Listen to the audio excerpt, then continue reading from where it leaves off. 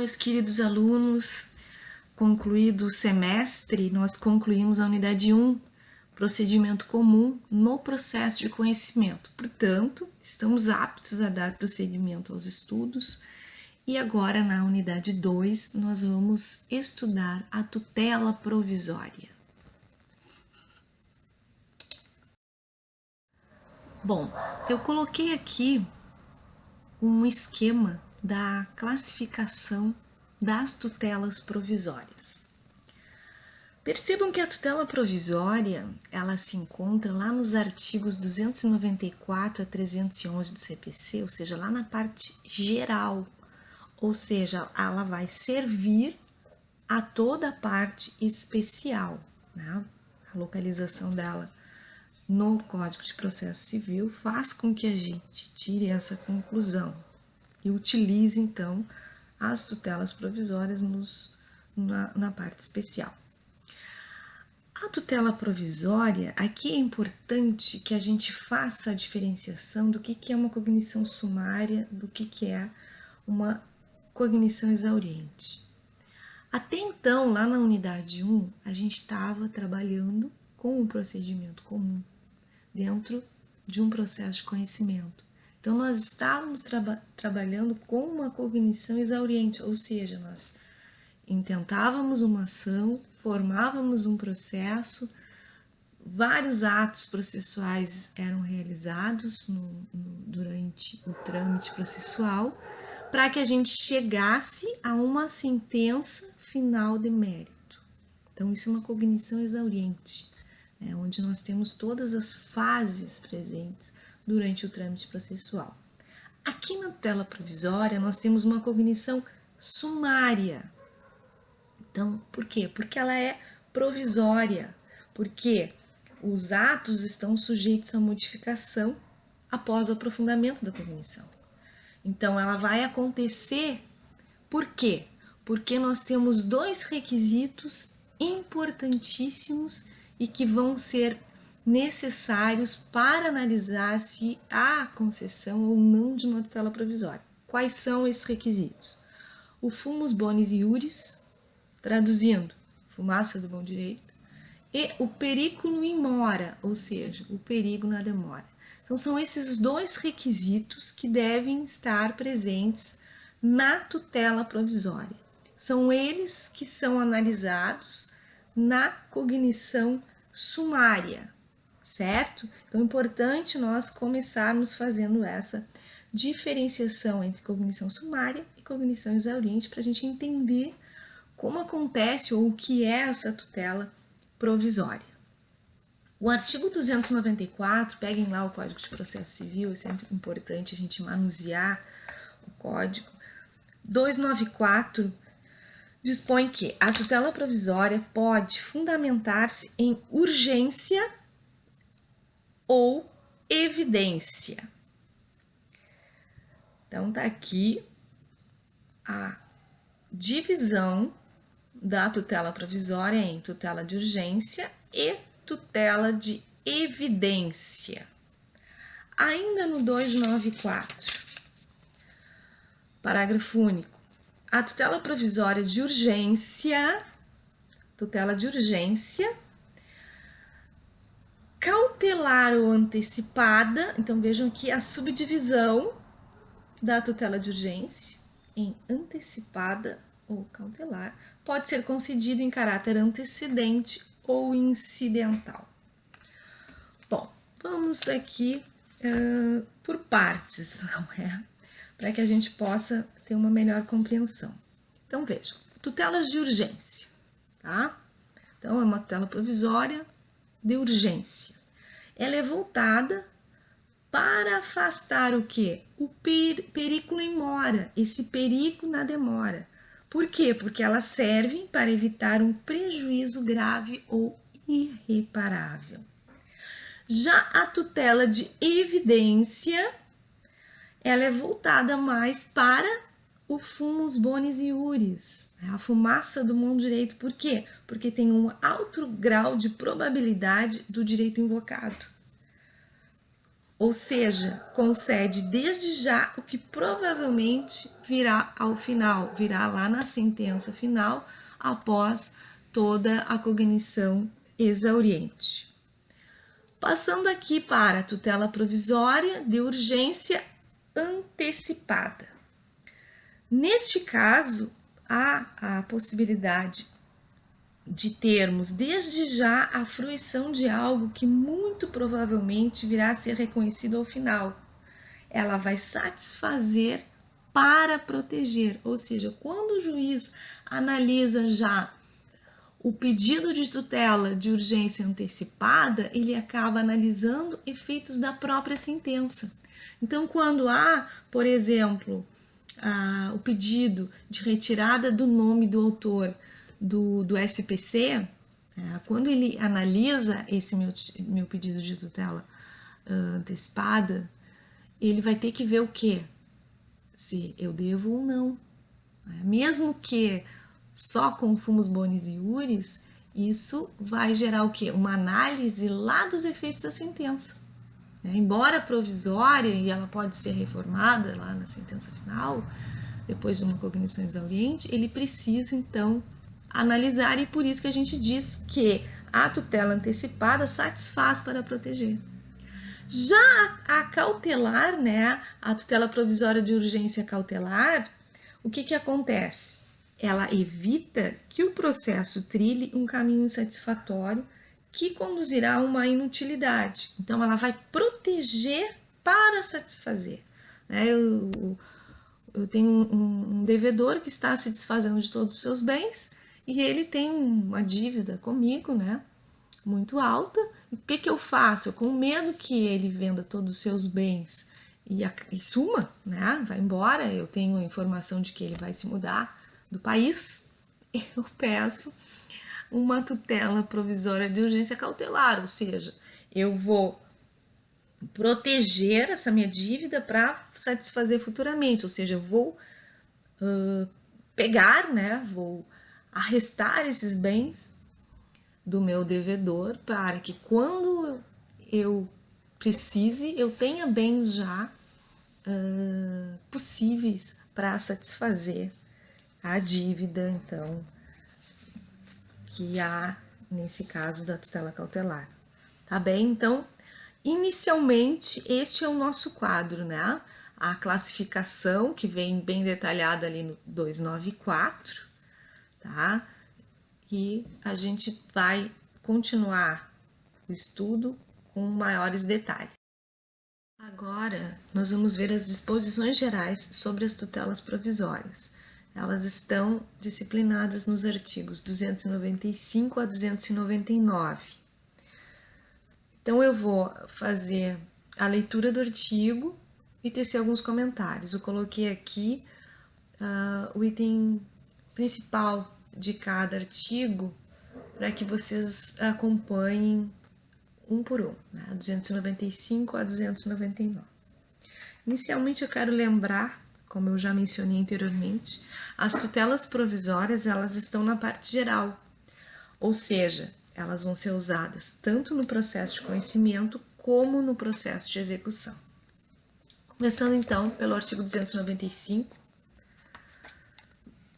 a tutela provisória requerida em caráter incidental independe do pagamento de custas.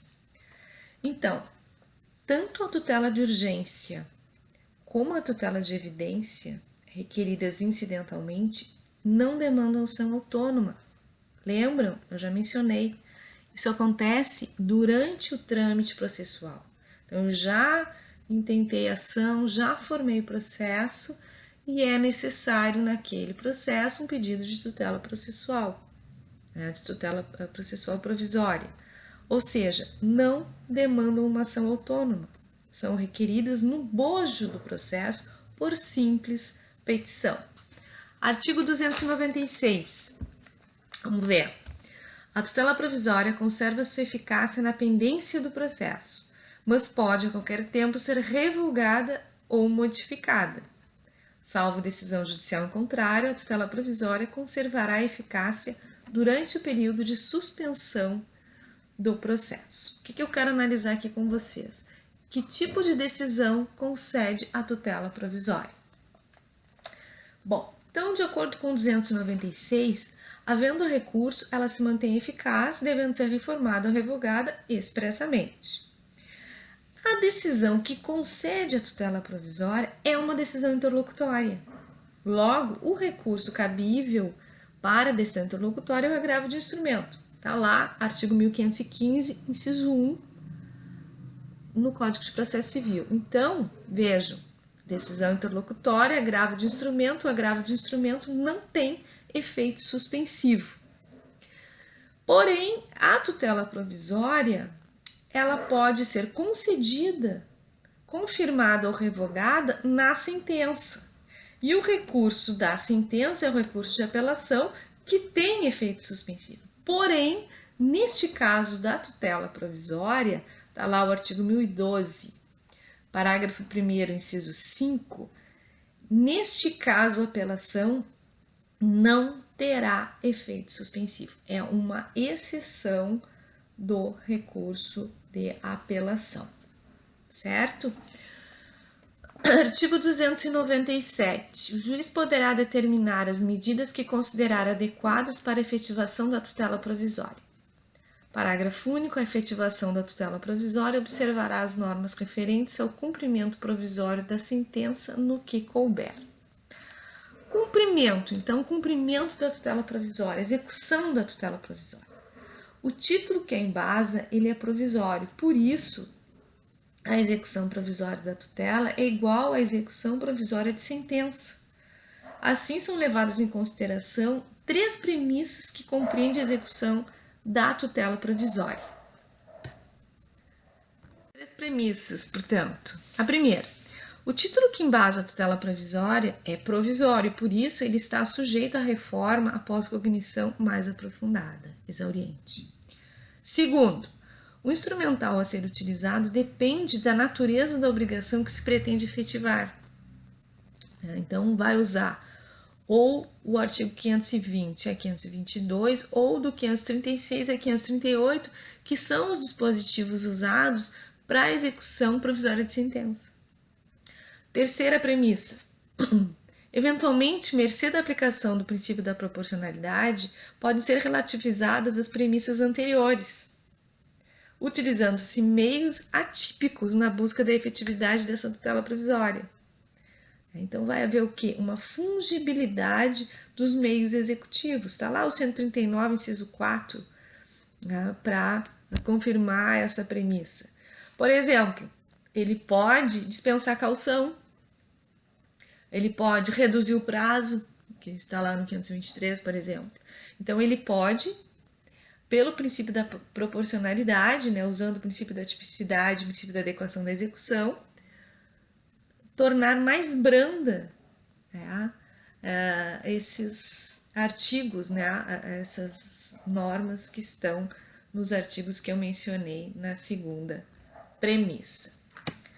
Bom, partindo para o 298, eu coloquei ali acumulação com 489, parágrafo 1º, lá da sentença, porque o 298, ele dispõe que na decisão que conceder, negar, modificar ou revogar a tutela provisória, o juiz motivará seu convencimento de modo claro e preciso.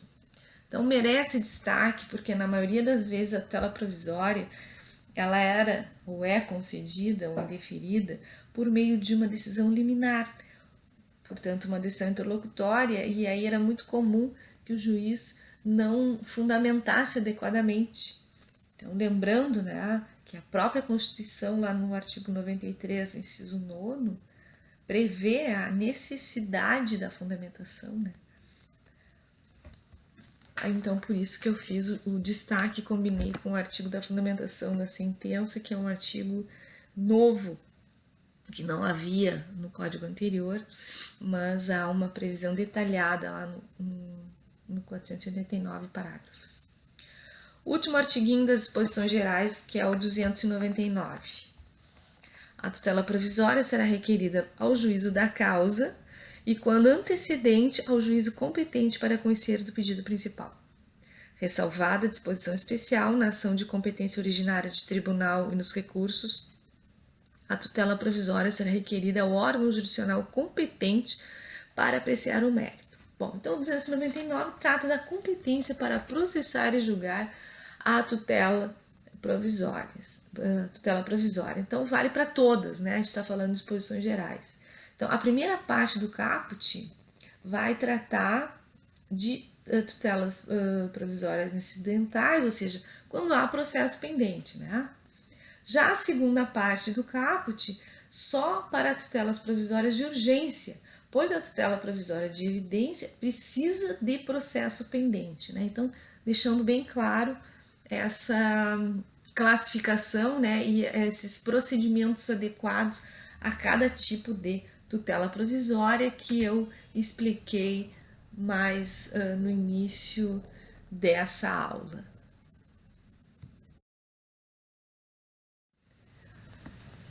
Após as disposições gerais para tutelas provisórias, agora nós vamos ver especificamente a tutela de urgência, que é uma das espécies da tutela provisória. A tutela de urgência ela é voltada para evitar um dano irreparável ou de difícil reparação, periculum in mora. Assim, ela não pode prescindir do seu núcleo. A urgência é caracterizada por uma situação de perigo que reside no direito material que ela visa proteger, a fumaça do bom direito, né? O fumus bonis iuris. Aqui nós temos disposições gerais do artigo 300 ao artigo 302 sobre a tutela de urgência. São disposições gerais para aquelas duas subespécies de tutela de urgência, ou seja, tanto para a tutela de urgência cautelar, como para a tutela de urgência antecipada. Então, vamos fazer da mesma forma das disposições gerais para as tutelas provisórias. Eu coloquei aqui os artigos, pontuei o destaque, vou ler o artigo e vou tecer comentários a respeito. Começando então, artigo 300, vamos lá. A tutela de urgência será concedida quando houver elementos que evidenciem a probabilidade do direito, o perigo de dano ou o risco ao resultado útil do processo. O destaque aqui é para a famosa regra da gangorra. Então, nós temos dois requisitos, periculum in mora, fumus bonis iuris. Quanto maior for o periculum in mora, menor pode ser o FBI, ou seja, o fumus bonis iuris. Quanto maior for o fumus bonis iuris, menor poderá ser o periculum in mora. Tá? Então, basta que um deles seja maior que o outro para que haja concessão. Tá? Então, essa é a regra da gangorra. Ainda no artigo 300, parágrafo 1º. Para a concessão de tutela de urgência, o juiz pode, conforme o caso, exigir caução real ou fidejussória idônea para ressarcir os danos que a outra parte possa vir a sofrer, podendo a caução ser dispensada se a parte economicamente hipossuficiente não puder oferecê-la. Lembram que lá nas disposições gerais nós estávamos vendo aquelas premissas para o cumprimento, né, a execução da tutela provisória, e uma delas era, de acordo com a proporcionalidade, o juiz utilizar de meios atípicos para dar efetividade à tutela provisória. E aqui o parágrafo 1º do artigo 300 menciona a caução. A caução, propriamente dita, ela tem natureza de uma contracautela, ou seja, diante da cautela do autor, prevê o sistema uma contracautela em favor do réu. Lembrando que, aqui vamos fazer uma nota de rodapé, né? Tipos de caução, não sei se vocês já estudaram. A gente tem a caução real e a caução fidejussória. A real é quando é dado em garantia coisa móvel ou imóvel. E a fidejussória, quando a garantia é pessoal. Bom, e aí o juiz, ele exige uma caução, num desses sentidos, mas ele poderá, como diz o parágrafo 1º, conforme o caso, né, a real fidejussória, ele pode deixar de lado, né, conforme o caso, deixa de lado a necessidade dessa contracautela. Ainda, claro que ele vai considerar dois momentos, né, para fazer essa análise da necessidade de contracautela. Aqui é quando ele concede a medida e também ele pode agir, como eu mencionei, quando dá a execução da medida, né, quando eu for cumprir exatamente a concessão da tutela provisória. Parágrafo 2º do artigo 300. A tutela de urgência pode ser concedida liminarmente ou após justificação prévia. O que é a justificação prévia?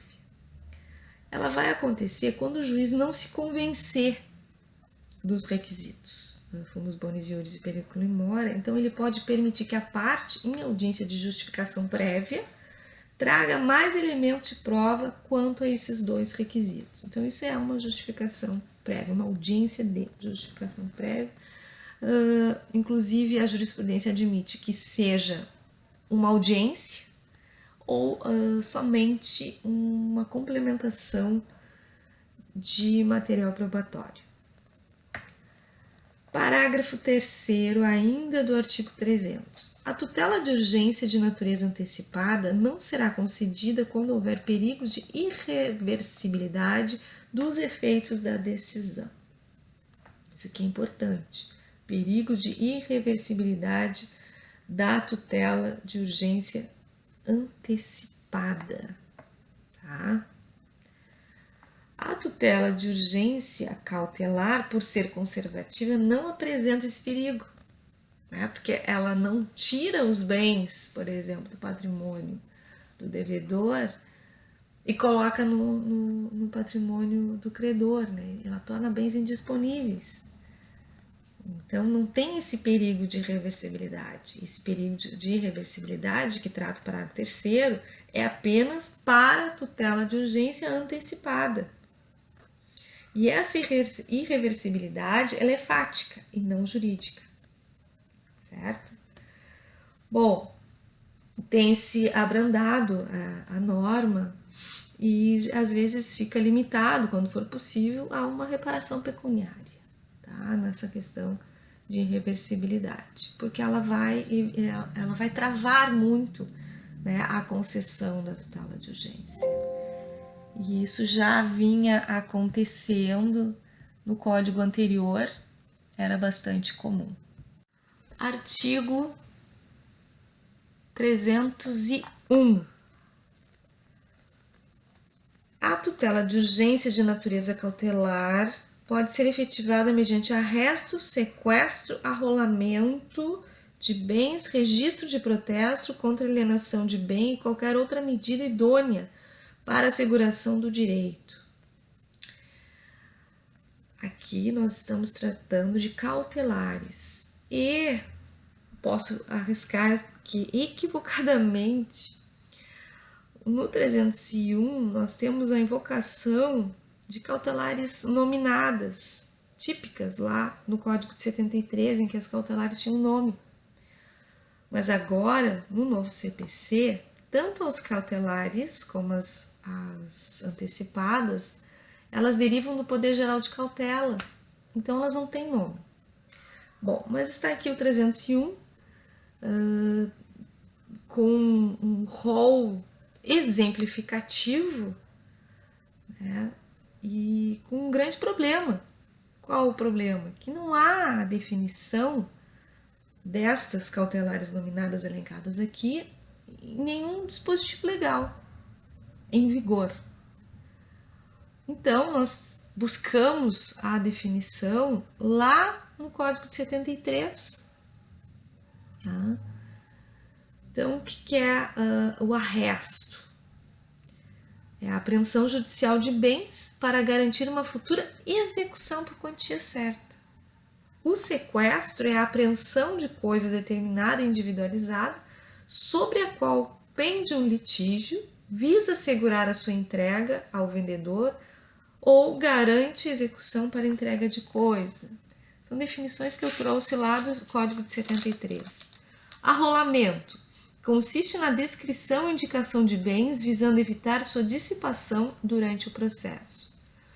Protesto contra alienação de bens visa tornar inequívoco que o autor está em desacordo com a alienação de bens de outrem, alegando ter algum tipo de direito de preferência. Então, são cautelares nominadas lá pelo código anterior, que está revogado, mas que o 301 traz como exemplos de cautelares. Tá? Mas saibam o que é principal aqui? Que os requisitos para a concessão ou não da tutela de urgência, seja ela cautelar ou antecipada, são periculum in mora e fumus bonis iuris. Tá? Então não tem necessidade de requisitos específicos constantes lá dessas cautelares nominadas do Código de 73. Por fim, o artigo 302. Vamos ver aqui. 302. Independentemente da reparação por dano processual, a parte responde pelo prejuízo que a efetivação da tutela de urgência causar à parte adversa, se a sentença lhe for desfavorável, obtida liminarmente a tutela em caráter antecedente não fornecer os meios necessários para a cessação do requerido no prazo de 5 dias, ocorrer a cessação de eficácia de medida em qualquer hipótese legal, o juiz acolher a alegação de decadência ou prescrição da pretensão do autor. Parágrafo único. A indenização será liquidada nos autos em que a medida tiver sido concedida, sempre que possível. Ora, o artigo 302, ele trata da responsabilidade objetiva diante de uma tutela de urgência cassada sem a exclusão da responsabilidade por dano processual lá do artigo 79 a 81 do CPC. E aí elenca nos incisos do 302 vários casos em que isso pode acontecer, né? Inciso 1, sentença desfavorável ao requerente, o 2, o prejuízo, né? Mas aqui até a gente acha estranho, né? Um prejuízo em que a parte não foi nem citada ainda, né? E o parágrafo único, né? A indenização será liquidada nos autos em que a medida tiver sido concedida, né, para dispor que não há um novo processo para que se apure a responsabilidade objetiva ou a própria responsabilidade por dano. Bem, depois das disposições gerais da tutela de urgência, nós vamos ver aqui procedimento da tutela antecipada antecedente. Lá no início da aula, naquele esquema, eu mencionei, então, que a tutela de urgência, seja ela antecipada ou cautelar, ela pode acontecer antes da propositura da ação ou durante, então, antes ou incidentalmente. Quando for incidental, é por petição simples, isso eu já mencionei lá no início. Agora, nós vamos estudar o procedimento quando a tutela antecipada é pedida antes mesmo da propositura da ação. O artigo que regula esse procedimento é o artigo 303. Eu coloquei aqui aquele esquema da linha processual, para que a gente perceba a ordem do acontecimento dos atos processuais nesse procedimento. Ele vem detalhado no 303, mas eu vou explicar sem ler o artigo para que vocês entendam melhor. Nós temos lá então a petição da tutela antecipada. É uma petição inicial simplificada, sem necessidade da observância fiel aos artigos 319 e 320, que nós estudamos lá para fazer a petição inicial no procedimento comum, lembram? Aqui, o que é importante nessa petição inicial? É demonstrar o periculum in mora e o fumus bonis iuris. Eu devo também identificar com exatidão o contorno do pedido principal, que será confirmado no aditamento. A tutela, ela adianta os efeitos do futuro provimento de mérito, lembram? Então, para não deixar dúvidas, o autor ele tem que indicar que pretende valer-se desse benefício, né, de que vai fazer um pedido de tutela antecipada antes da propositura da ação. Então, se nós temos lá um pedido de sustação de protesto ou pedimos para que se retire o nome do autor de algum cadastro de devedores, né? Eu peço isso com a devida urgência, demonstro então o periculum in mora, o fumus bonis iuris, e já vou adiantar o pedido que vai discutir se há ou não há essa dívida que deu origem ao protesto indevido ou mesmo ao registro no cadastro de devedores, certo? Então, recapitulando, na minha petição inicial, o que é importante? Colocar o fumus bonis iuris, o periculum in mora. Eu também já devo mencionar qual vai ser o pedido principal, que eu vou fazer lá no aditamento, já vou explicar aqui para vocês. E também eu devo mencionar que eu estou me valendo deste procedimento antecedente. Isso está lá no 303. Bom, feito isto, o juiz pode entender que não está claro, seja o periculum in mora ou fumus bonis iuris, aí lembrando da regra da gangorra. Então ele tem a possibilidade de pedir a emenda da inicial ou mesmo uma audiência de justificação prévia. Né? Isso vai acontecer em 5 dias. Então, existe essa possibilidade aqui. Bom, na sequência, ele defere a sustação de protesto, por exemplo, né? E aí o autor ele terá 15 dias para fazer o aditamento. O que é o aditamento? Esse aditamento vai ser uma emenda, né? A complementação para que esse procedimento antecedente se torne um procedimento comum. Então, ele vai aditar, tá lá os parágrafos 1º, 2º e 3º do 303, que vão tratar do aditamento. Então, concedida a tutela antecipada que se refere o caput do artigo 303, o autor deverá aditar a petição inicial com a complementação de sua argumentação, a juntada de novos documentos e a confirmação do pedido de tutela final em 15 dias ou em outro prazo que o juiz fixar. Tá? Então, tá aí o parágrafo 1º, inciso 1, acabei de ler. Né? Notem, então, que como ele já fez, o autor já fez esse pedido lá na petição de tutela antecipada, ele não pode mudar o pedido principal. Então, aqui no aditamento, precisa estar igual, né, ao que foi feito lá na petição de tutela antecipada. E quando eu mencionei ali novos documentos, realmente é uma ampla possibilidade. Claro, com exceção daqueles documentos para interposição da petição, né, lá do 320. Né? Bom, o prazo está aqui, eu coloquei aqui o prazo de 15 dias, então, que ele tem do deferimento. Tá? Eu acabei de ler. Ó, a confirmação do pedido de tutela final em 15 dias ou em outro prazo maior que o juiz fixar. Então, o juiz pode marcar um outro prazo para o aditamento. Bom, feito esse aditamento, o que vai acontecer? Citação do réu, mais a intimação para audiência de mediação ou conciliação. Isso vem ali no próprio 303, né, inciso 2. E após este ato processual, vai prosseguir pelo procedimento comum. Tá?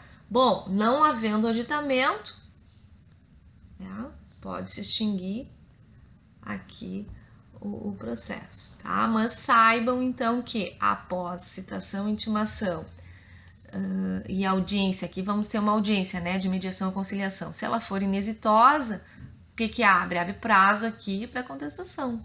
e segue lá tudo aquilo que nós já estudamos no procedimento comum. Tá? Então, esse é o procedimento da tutela antecipada antecedente. Um outro item ainda sobre tutela antecipada é a possibilidade de estabilização da tutela antecipada. Isso também é uma novidade, né? O artigo 304, ele regula essa estabilização. Estabilização só acontece em tutela antecipada, não acontece em tutela cautelar de maneira alguma, né? Porque a antecipada antecipa efeitos da própria sentença, a cautelar não. Eu já expliquei isso na aula, esta aula aqui anteriormente. Então, o que se pretende com essa possibilidade de estabilização?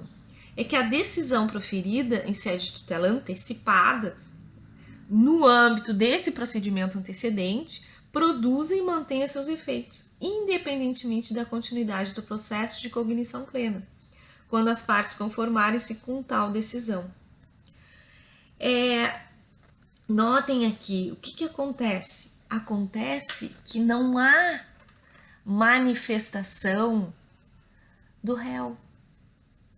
Então, isso tudo vai acontecer. Petição, aqui pode haver a emenda inicial, há o deferimento da tutela e há o aditamento. O réu, devidamente citado e intimado, ele não se manifesta, ele não faz nada, ele não recorre, ele não contesta. E isso faz o quê? Faz com que a demanda da tutela antecipada se estabilize. Está ali o 304 dispondo sobre isso que eu acabei de mencionar. Tá? Então, vejam que estabilização é para a tutela antecipada, que pode ser antes ou durante. A doutrina está admitindo também para a tutela antecipada incidental e ainda para a tutela de evidência, tá? Mas jamais para a tutela cautelar. E quando é que isso acontece? Quando não há manifestação, qualquer forma de oposição, seja contestação, seja reconvenção, tá? Porque basta qualquer resistência por parte do réu, não vai haver estabilização, certo? Isso está escrito ali no parágrafo 1º do artigo 304. É interessante também que no mesmo artigo, no 304, há a menção de que eu tenho um prazo de 2 anos para opor, porque enquanto isso não vai haver coisa julgada, e isso é uma questão bastante polêmica na doutrina, porque se não há coisa julgada, não há possibilidade nem de ação rescisória.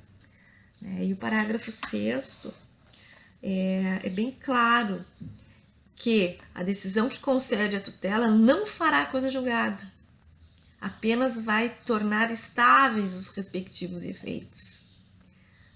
Só vai ser afastada se houver alguma oposição. E outra questão que também é bastante polêmica é a questão dos honorários advocatícios. Há quem entenda, parte da doutrina entende, que é o único benefício que o réu tem de permanecer inerte, sem oposição, né, que seria a não condenação em honorários. Mas outra parte da doutrina entende que sim, que deve haver condenação em honorários e que seja fixado por ação monitória, tá bem? Agora eu vou abordar o procedimento da tutela cautelar antecedente, 305 a 310 do CPC. Os procedimentos vão ser bem diferenciados. Nós acabamos de ver o procedimento da tutela antecipada, que é feita antes da ação principal, e agora nós vamos ver o procedimento, então, da tutela cautelar antecedente. Já notem a diferença porque o procedimento ele está ao longo dos artigos 305 a 310, ao contrário da tutela antecipada, que estava toda no único artigo, né, lá no 303 do Código de Processo Civil. Então, no artigo 305 do CPC, vai constar a petição da tutela cautelar. ela vai ser igual em formato da petição da tutela antecipada. Então, como eu disse, 319 e 320 não são tão importantes como são importantes os requisitos das tutelas provisórias. Então, aqui eu tenho que demonstrar o periculum in mora e o fumus bonis iuris. Então, isso é importante, né, demonstrar no pedido de tutela provisória os dois requisitos atinentes a elas. Tá? Parágrafo único do 305, eu vou fazer uma menção porque ele trata da fungibilidade. Dispõe que, caso entenda que o pedido a que se refere o caput tem natureza antecipada, o juiz observará o disposto no artigo 303. Então, recebida a petição da tutela cautelar, o juiz pode entender que o pedido não é de tutela cautelar e sim de tutela antecipada. E aí ele vai receber, né, pelo princípio da fungibilidade, como tutela antecipada e vice-versa. Então, aqui é uma via de mão dupla, tá? Então, esse parágrafo único é também para o caso de eu entrar com uma petição de tutela antecipada e, na verdade, ser uma tutela cautelar. Então, fungibilidade nos dois casos. Bem, então, ingressei com a petição da tutela cautelar, com os dois requisitos. Pode que o juiz entenda, não tenha se convencido e peça uma emenda da inicial ou até mesmo uma audiência de justificação prévia, rapidamente, 5 dias, para então mandar que seja feita a citação do réu. Vejo que aqui já difere do procedimento anterior, né? Então, o réu, uma vez citado, ele terá 5 dias para contestar a petição da tutela cautelar, tão somente. Inclusive, ele pode produzir prova, tá? Bem, havendo o deferimento da tutela cautelar, o autor vai ter 30 dias para o aditamento. Esse é aquele mesmo aditamento que nós vimos no procedimento da tutela antecipada, né, antecedente. Ele vai agora trazer o pedido principal, tá? Complementação de documentos. Na sequência, as partes serão intimadas para uma audiência de mediação ou conciliação. A audiência, se não for exitosa, abre o prazo em 15 dias, tá lá o 334, 335, para a contestação. Agora sim, a contestação do processo principal, certo? Então, notem que eu deixei até em vermelho que nesse procedimento existem 2 contestações. Esta só para a tutela cautelar, né, que se não for feita pode gerar revelia, e essa outra aqui que a gente já conhece, né, do processo principal, que também pode ensejar revelia, desde que não seja apresentada a defesa no prazo devido. Bom, isso tudo que eu mencionei aqui no procedimento, vocês vão encontrar nos artigos 305 a 310 do Código de Processo Civil, né? Mas eu achei que é mais proveitoso a gente olhar aqui na linha dos acontecimentos do procedimento. Inclusive, esses procedimentos antecedentes, tanto da cautelar como antecipada, são bastante criticados pela doutrina, né, que eles dizem que foi a pior parte do novo CPC, né, esses procedimentos que antecedem, inclusive, por conta da diferenciação entre eles, né, que a ideia era ter um regime jurídico único de tutelas provisórias, e com esses procedimentos diferenciados a gente já vê que é impossível que isso venha a acontecer.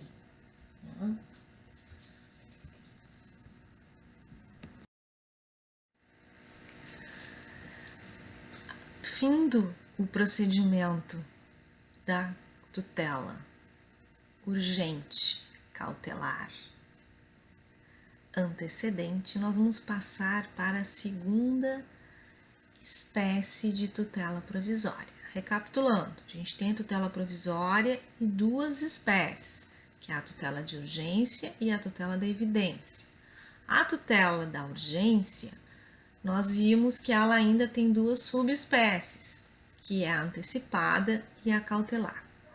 Portanto, agora vamos tratar da tutela da evidência prevista no artigo 311 do Código de Processo Civil. O artigo 311 ele vai trazer os casos, né, as situações que vão ensejar uma tutela da evidência. Cuidado, porque elas não devem se confundir com aquelas situações em que é dado ao juiz julgar antecipadamente o mérito, lá do artigo 355 e 356 que nós já vimos no semestre anterior. Até porque nós precisamos evitar essa confusão, porque na tutela da evidência a decisão se pauta, primeiro, em cognição sumária, segundo, revogável, terceiro, provisório. Então é bem diferente. A tutela da evidência, ela permite ao autor, diante da demonstração da evidência do seu direito, a antecipação dos efeitos da tutela final, ou mesmo uma tutela conservativa. O caput é bem claro, dizendo que a tutela da evidência será concedida independentemente da demonstração de perigo de dano ou de risco ao resultado útil do processo. Ou seja, ele está aqui dizendo que o requisito do periculum in mora não é necessário, basta o fumus bonis iuris. O que a doutrina comenta a respeito?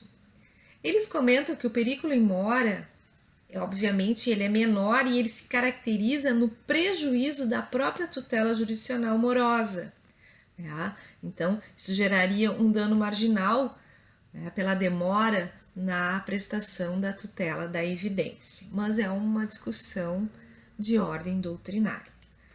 Bem, nós temos no artigo 311, eu coloquei aí no slide, os casos, né? Então, são 1, 2, 3, 4 incisos que trazem casos de tutela da evidência. O primeiro deles, então, ficar caracterizado o abuso do direito de defesa ou o manifesto propósito protelatório da parte.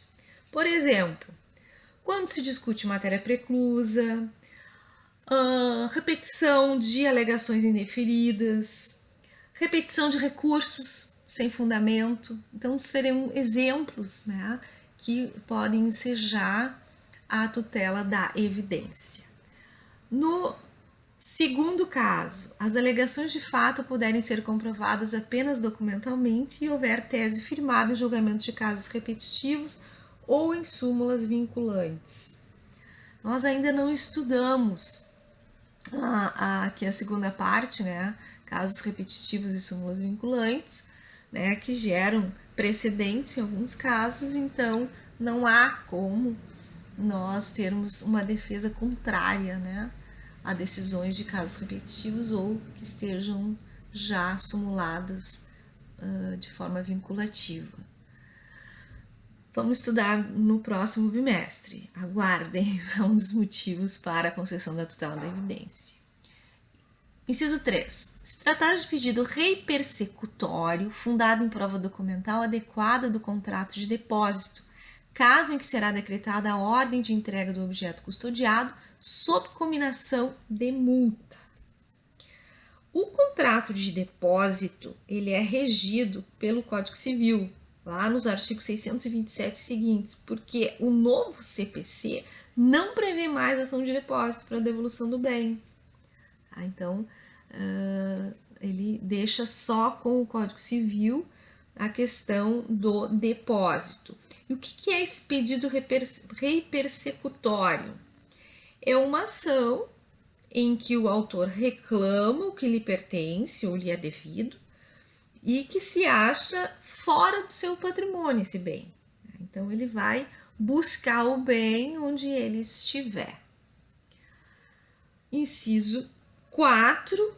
A petição inicial for instruída com prova documental suficiente dos fatos constitutivos do direito do autor a que o réu não opõe a prova capaz de gerar dúvida razoável. Então, estão aqui todas as hipóteses em que poderá gerar uma tutela da evidência. Ainda o parágrafo único. Nas hipóteses dos incisos 2 e 3, o juiz poderá decidir liminarmente, ou seja, no início do processo, antes mesmo da contestação, tá? Mas são só nesses 2 casos aqui, tá bem? Assim, nós concluímos a tutela provisória, tá? Com as suas espécies e subespécies, e vamos conversar mais adiante sobre a atividade correspondente à tutela provisória.